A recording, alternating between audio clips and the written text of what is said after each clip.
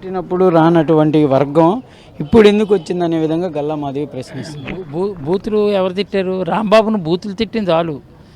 రాంబాబు మాటలతో వాతలు పెడుతున్నారని అది వాళ్ళకి ఏంటంటే వాళ్ళు చేసినటువంటి తప్పులు, వాళ్ళు చేసినటువంటి పాపాలు, వాళ్ళు చేసినటువంటి లోపాలు, కూటమి ప్రభుత్వం, చంద్రబాబు నాయుడు ప్రభుత్వం, టీడీపీ ప్రభుత్వం చేస్తున్నటువంటి లోపాలు, పాపాలు అన్నీ కూడా ఈయన బహిర్గతం చేస్తున్నారు. అది చూసి వారవలేక ఈయన మీదే బూతులు తిట్టే కార్యక్రమం చేస్తుంటే ఈయనకి మాటలతో టీవీలల్లో వాతలు పెడుతున్నారని చెప్పి ఏదో రకంగా ఈయన నోరు మూయించాలనే ఈ దుర్మార్గంగా సమయం కోసం చూశారు. సమయం చూసి ఈయన రెచ్చగొట్టారు, ప్రొవోక్ చేశారు. లకారంతో బాగా ఇష్టారాజ్యంగా అన్పార్లమెంటరీ వర్డ్స్ మాట్లాడుతూ ఆయన్ని దుర్భాషలాడారు. దాన్ని ప్రతిస్పందించి ఈయన కూడా తిరిగి మాట్లాడారు. మాటనే ప్రత్యర్థపడ్డారు. వయసురీత్యా నేను అనకూడదేమో, తప్పు చేశానేమో, అయినా క్షమించు, సారీ అని చెప్పారు.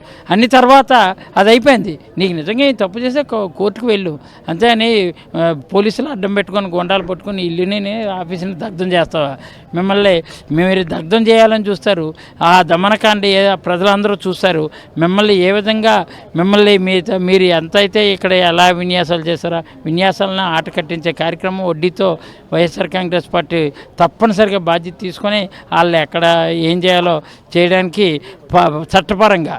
చట్టపరంగా కూటమి చేస్తున్నటువంటి అన్నీ కూడా పైకి లాగి వాళ్ళ మీద చర్యలు తీసుకునే కార్యక్రమం తర్వాతనే చేస్తాం.